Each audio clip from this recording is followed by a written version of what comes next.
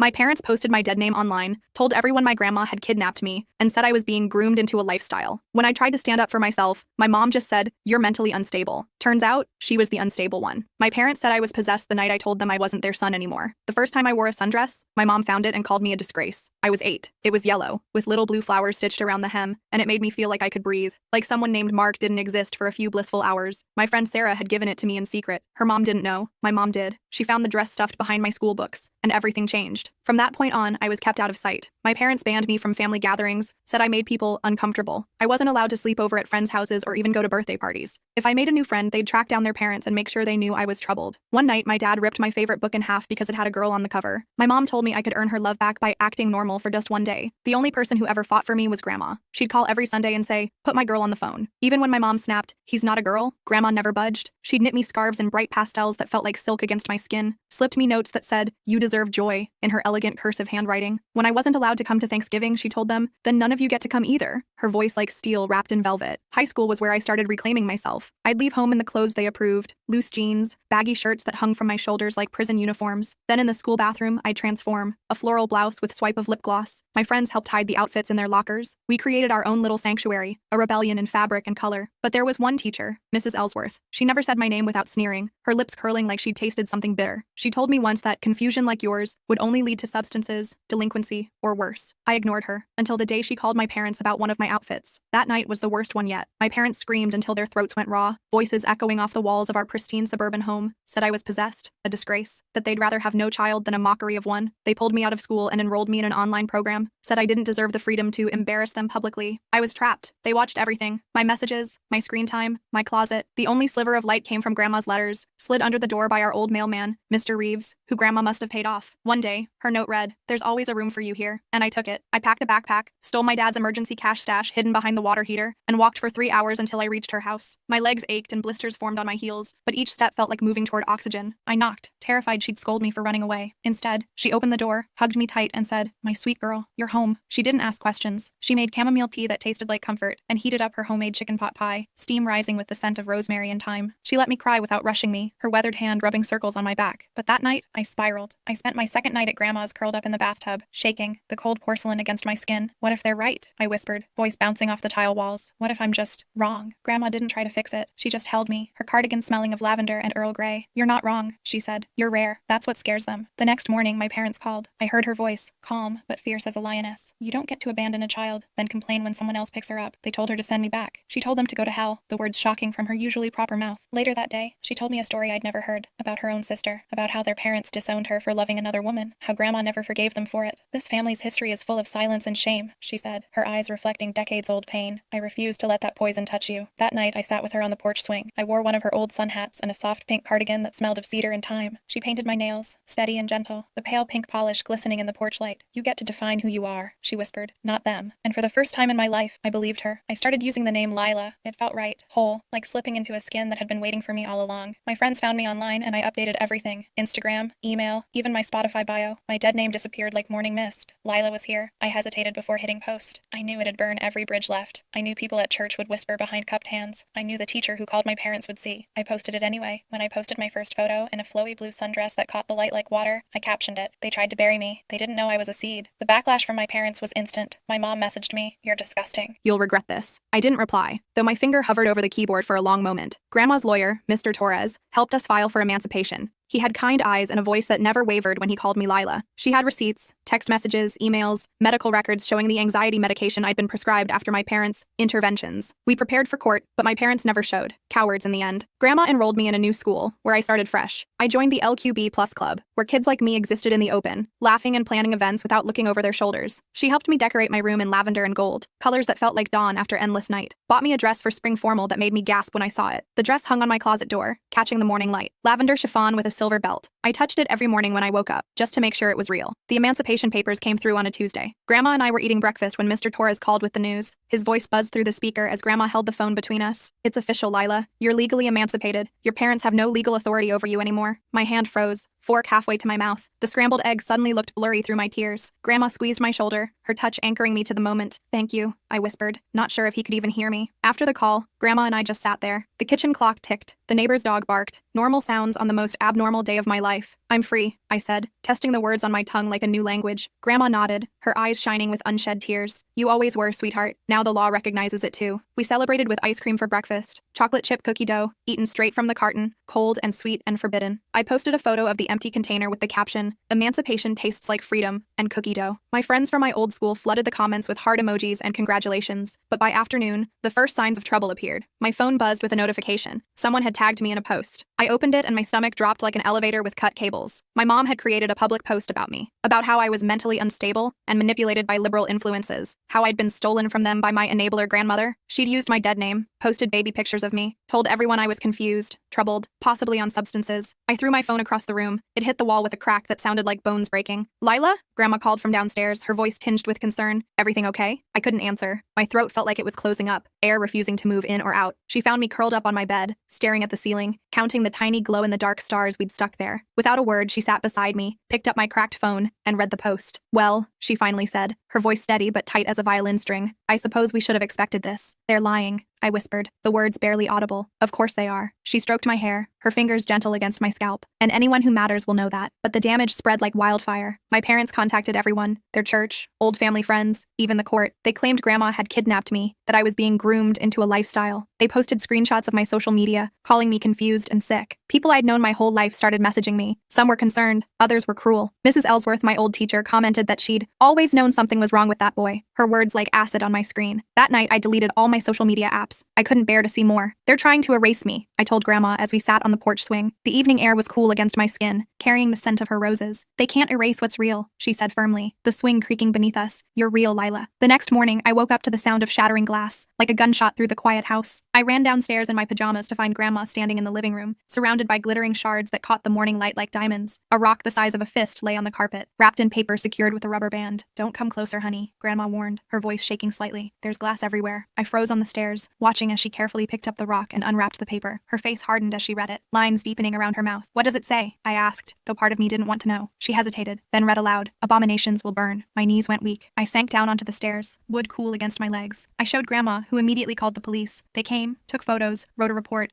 Asked if we had security cameras. We didn't. Asked if we had enemies. We did. They said they'd increase patrols in the area but didn't seem hopeful about finding who did it. "Do you think it was them?" I asked Grandma after the police left. She was sweeping up the last of the glass, the broom making soft scratching sounds against the hardwood. "I don't know, honey, but it doesn't matter who threw it. What matters is that we're not going to let it scare us." But I was scared. I kept seeing that rock flying through the window, kept imagining what might have happened if it had hit Grandma instead of the glass. That afternoon, Grandma installed security cameras. "Been meaning to do this anyway," she said casually, as if it wasn't because someone had threatened us. I stayed home from school the next day. Couldn't face the thought of leaving Grandma alone. What if they came back? "You can't hide forever," she told me gently over lunch, the sunlight making her silver hair glow. "That's what they want." I knew she was right, but it took 3 days before I could make myself go back to school. When I did, I found that news had spread there too. Some kids stared, others whispered behind their hands, but my new friends from the LQB Plus Club formed a protective circle around me. "We've got your back," said Javier, the club president, his rainbow pin catching the fluorescent lights. My parents tried the same garbage when I came out. After school, I found a note taped to my locker. My stomach clenched as I unfolded it, bracing for more threats. Instead, in careful handwriting, it read, "Your speech saved my life. Thank you. A friend." No name, no way to know who left it. But somehow, that anonymous note meant more than all the viral comments combined. I was still thinking about it when I got home and found Grandma in the kitchen with Mr. Torres. Their serious expressions made me freeze in the doorway, backpack still slung over one shoulder. "What's wrong?" I asked, dread pooling in my stomach. Mr. Torres gestured to the chair across from him. "Your parents have filed a motion to overturn your emancipation." The floor seemed to tilt beneath me, the world suddenly off axis. "They can't do that. It's done. You said it was official." "It is," he assured me, his tie loosened at the neck. "But they're claiming new evidence. They're saying your grandmother is mentally unfit to house you,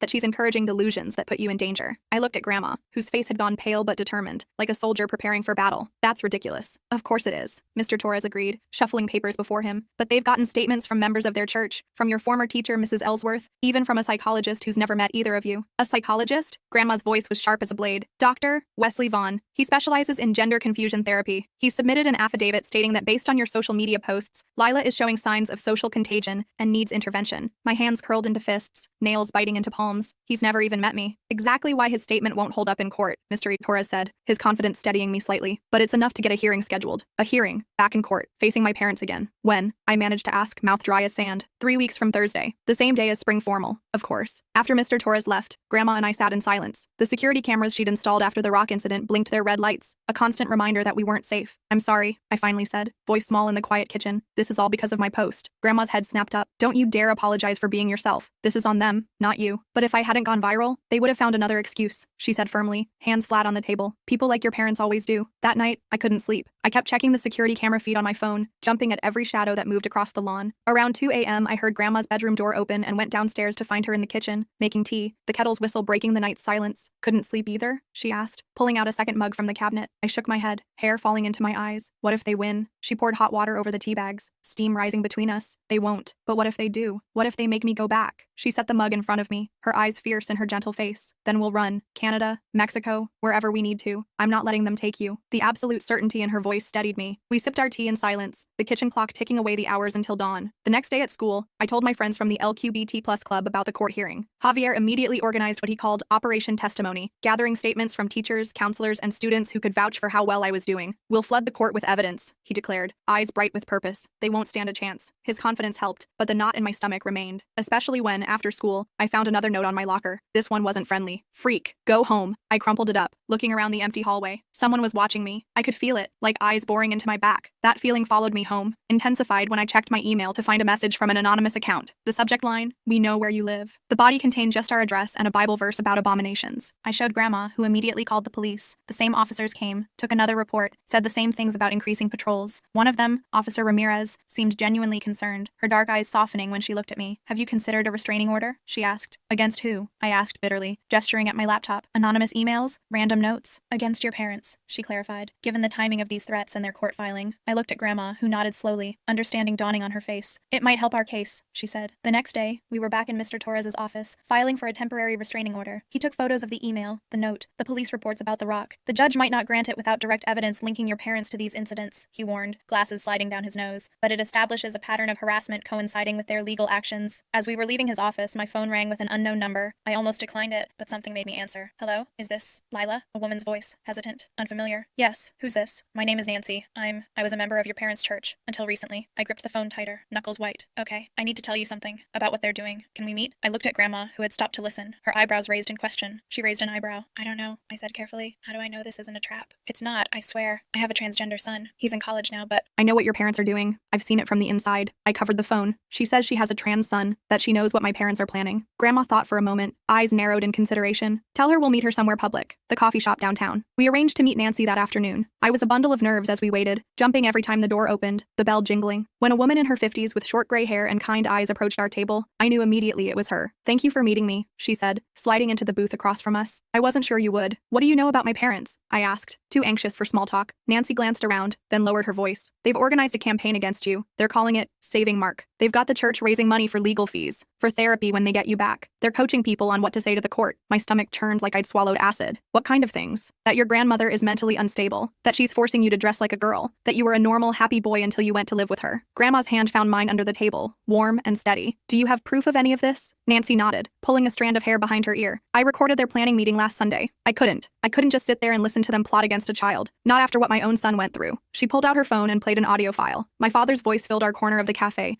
talking about deprogramming and spiritual warfare. My mother chiming in about saving our son from this perversion. Then another voice, one I recognized as Pastor Reynolds, suggesting they document any unusual behavior from the grandmother and emphasize her age and potential cognitive decline. I felt sick, bile rising in my throat. Grandma's face had gone stone cold. They're targeting me to get to you, she said quietly. Nancy nodded, lips pressed into a thin line. That's their strategy. They figure if they can prove you're not in a stable environment, the court will overturn the emancipation. Can we use this recording? I asked Mr. Torres when we called him from the cafe. It depends on whether it was legally obtained, he said, voice tinny through the speaker. Washington is a two-party consent state for recordings. Nancy bit her lip. I didn't exactly ask permission. Then we can't use it in court, Mr. Torres said, but it gives us valuable insight into their strategy. We can prepare accordingly. As we left the cafe, Nancy pressed a piece of paper into my hand. My number. Call if you need anything. And Lila, you're incredibly brave. The next week passed in a blur of preparation. Mr. Torres gathered character witnesses. Grandma had a full medical workup to prove she was perfectly capable, acing cognitive tests that made the doctor raise his eyebrows in admiration. I met with a court-appointed psychologist who would evaluate whether I was making informed decisions about my identity. Dr. Chen was nothing like the expert my parents had found. She asked thoughtful questions, listened carefully, and never once suggested my gender was a phase or confusion. "You're remarkably self-aware," she told me at the end of our session. "Many adults don't have the clarity you do about who they are." Meanwhile, the harassment continued. Someone created a fake social media account in my dead name, posting old photos and mocking comments about my mental illness. Grandma's car was keyed in the grocery store parking lot, the word sinner scratched into the driver's door, deep enough to catch my finger when I ran it across the letters. Each incident was reported, documented, added to our growing file, but none could be directly traced to my parents. 2 days before the hearing, I came home from school to find Grandma on the phone, her face ashen. "What is it?" I asked when she hung up, the receiver making a soft click. "That was Reverend Michaels from First Methodist," she said. "Apparently your parents have been contacting every church in town,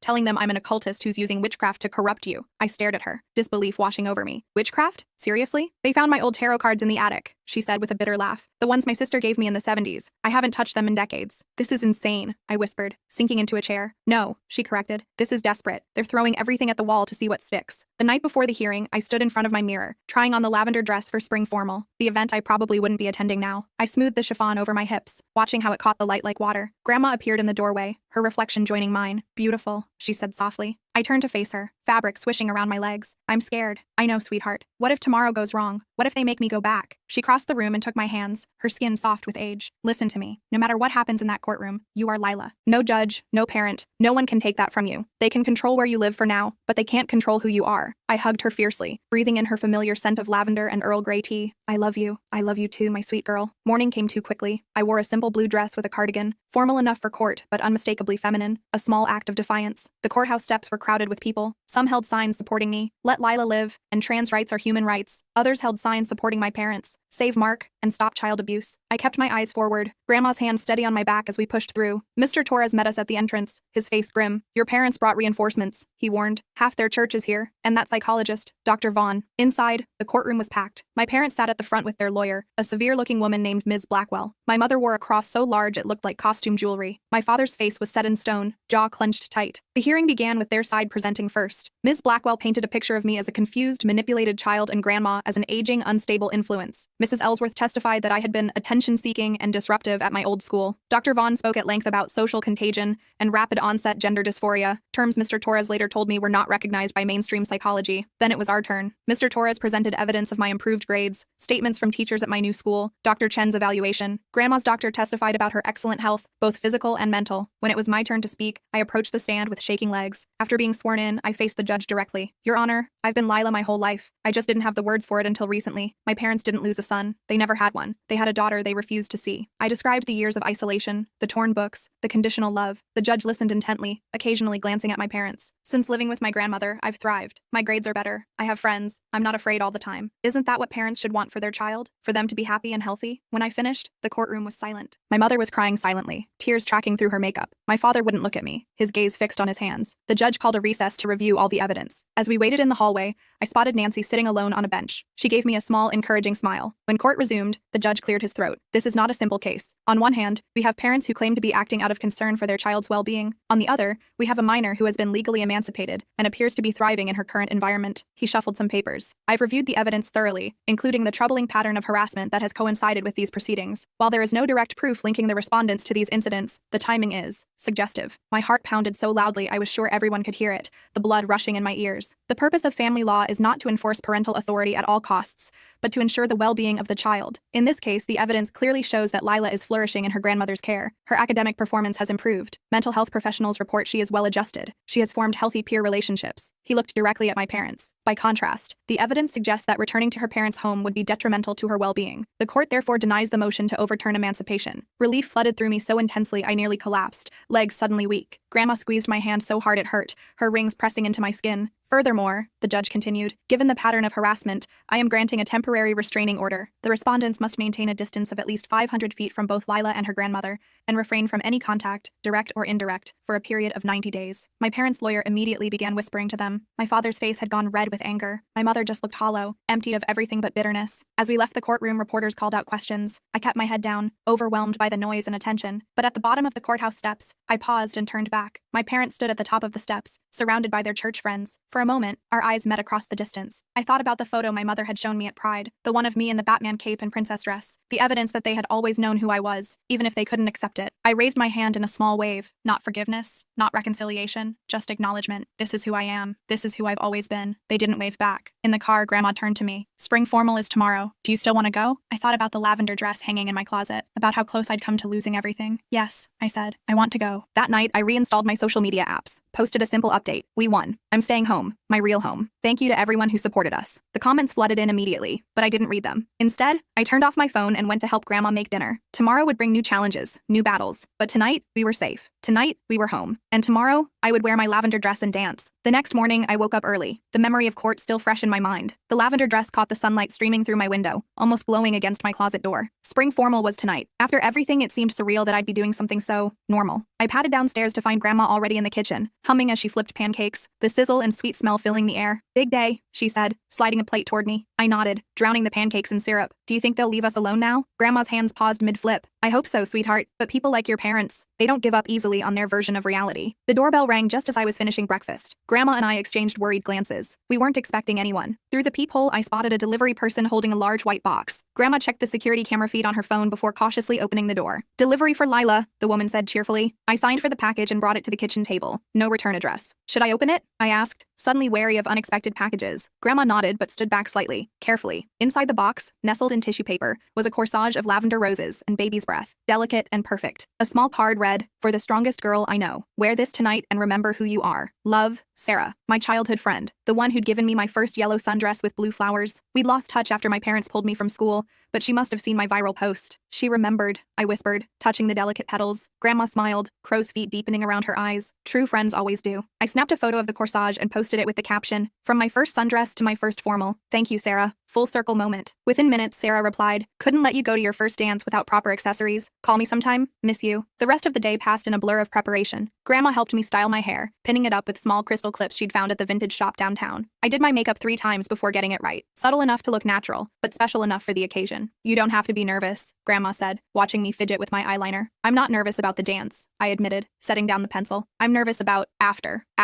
After everything settles down. After the court case and the viral posts and the drama. What if I'm just boring? What if being Lila isn't enough?" Grandma's reflection appeared behind mine in the mirror. "Oh, sweetheart, being yourself is always enough. The drama was never what made you special." At 6 o'clock, the doorbell rang again. This time, it was Javier and 3 other friends from the LQBT club, Yasmin, Dominic, and Parker. They'd all coordinated to match my lavender theme, Javier in a purple bow tie, Yasmin with violet streaks in her hair, Dominic wearing a lilac boutonniere, and Parker in silver shoes with lavender laces. "The royal court has arrived to escort Her Majesty to the ball," Javier announced with a dramatic bow. I laughed, some of the tension finally leaving my shoulders. "You guys are ridiculous." "Correction, we're fabulous," Yasmin said, twirling to show off her midnight blue dress. Grandma insisted on taking photos, dozens of them, me alone in my lavender dress, me with each friend, all of us together on the porch. By the time she finished, my cheeks hurt from smiling. "One more," she said, handing her phone to Parker. "I need one with my girl." The photo of Grandma and me, arms around each other on the porch swing, would later become my phone background for months. As we were leaving, Grandma pressed something into my hand, a small silver locket. "It was my sister's," she said quietly. I thanked her, clasping it around my neck. Inside was a tiny black and white photo of 2 young women, arms linked, laughing at the camera. Grandma and her sister, before the family tore them apart. The dance was being held in the school gymnasium, transformed with twinkling lights and silver streamers that caught and reflected the colored spotlights. As we walked in, I braced myself for stares or whispers. There were some. I wasn't naive enough to think everyone would be accepting, but mostly, people were just dancing, living their lives, too caught up in their own dramas to focus on mine. "See?" Javier said, nudging me. "You're old news already." We claimed a table near the dance floor and took turns getting punch. Dominic pulled Yasmin onto the dance floor during a fast song. Parker disappeared to chat with their debate team friends. Javier stayed with me, people watching and making up stories about the other students. "That's definitely a vampire," he said, pointing to Mr. Kowalski, the chemistry teacher chaperoning by the door. "Look how pale he is. Probably hasn't fed in weeks." I snorted punch through my nose, earning a triumphant grin from Javier. Halfway through the night, during a slow song, I felt a tap on my shoulder. I turned to find a girl I recognized from my English class. Olivia, I thought her name was. "I just wanted to say," she began, twisting her corsage nervously. "Your speech at Pride was really amazing. My cousin is trans, and hearing you speak like that, it helped me understand him better." Before I could respond, she hurried back to her friends, leaving me blinking in surprise. "Told you," Javier said. "You're making a difference just by existing." The night continued, dancing, laughing, taking silly photos in the booth set up in the corner. For a few hours, I wasn't that trans girl who went viral, or the kid with the court case. I was just Lila, a teenager at a school dance with her friends, until my phone buzzed with a notification, an email from an unfamiliar address. The subject line made my blood freeze. We're not done with you. I excused myself to the bathroom, hands shaking as I opened it. Enjoy your dance, abomination. We're watching. This isn't over. Attached was a photo taken through a window. Me, getting ready in my bedroom earlier that day. I dropped my phone, suddenly struggling to breathe, the air thick as syrup. They'd been watching our house, taking pictures through my window. The restraining order meant nothing to them. The bathroom door swung open, and Yasmin walked in. One look at my face, and she was by my side. What happened? I showed her the email. Her eyes widened. We need to call the police, she said firmly. Right now. 20 minutes later, Officer Ramirez was taking my statement in the principal's office while Grandma drove over. The dance continued in the gym, but word had spread quickly. My friends formed a protective circle, refusing to leave me alone even for a minute. The photo was taken from your neighbor's yard, Officer Ramirez explained after making some calls. We're sending a patrol car to your house now to check the property. It's them, I said, certain. My parents. We'll investigate, she promised, but without proof. I knew the rest. Without proof, there was little they could do. Grandma arrived, her face tight with worry. We're getting better security, she declared. Motion sensors, floodlights, the works. I'm sorry, I whispered as we drove home. My lavender dress crumpled from sitting in the principal's office. I ruined the dance. You didn't ruin anything, Grandma said firmly. They did, and they don't get to win. That night, I couldn't sleep. Every creak, every shadow had me sitting bolt upright. Around 3 a.m., I gave up and went downstairs to find Grandma already in the kitchen, making tea. Couldn't sleep either?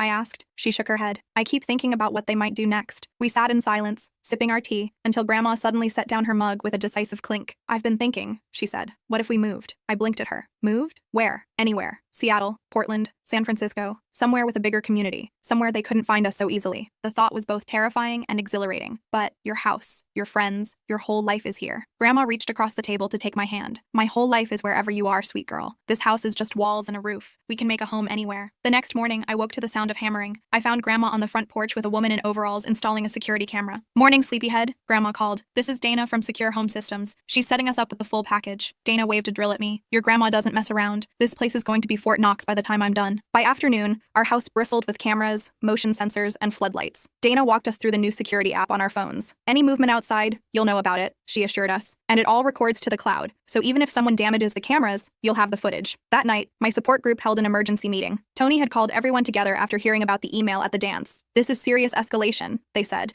their purple hair pulled back in a tight ponytail. You all need to be extra vigilant. Travel in groups. Keep your location services turned off on social media. The others nodded solemnly. We'd all faced harassment, but this felt different. More targeted, more dangerous. I've been thinking about moving, I admitted. Grandma suggested it last night. That might not be a bad idea, Tony said thoughtfully. A fresh start somewhere with more resources for trans youth. Yasmin squeezed my hand. We'd miss you like crazy, but we'd understand. On the drive home, Grandma and I talked more seriously about the possibility. I could sell the house, she mused. Property values are up. We could find a nice condo in Seattle near the University District. You could finish high school there. What about your garden? I asked. Grandma's roses were her pride and joy. She smiled. Plants can be replanted, Lila. People need to go where they can grow. The next day, Mr. Torres called with news. The police had identified the sender of the threatening email, not my parents, but a member of their church, a man named Vincent Miller, who'd been at the courthouse during our hearing. They're arresting him now, Mr. Torres said, and they're investigating whether he was also responsible for the rock through your window. Relief washed over me, followed quickly by confusion. But not my parents? No evidence linking them directly, he said, though they're investigating whether your father knew about it. Phone records show multiple calls between him and Miller the day of the dance.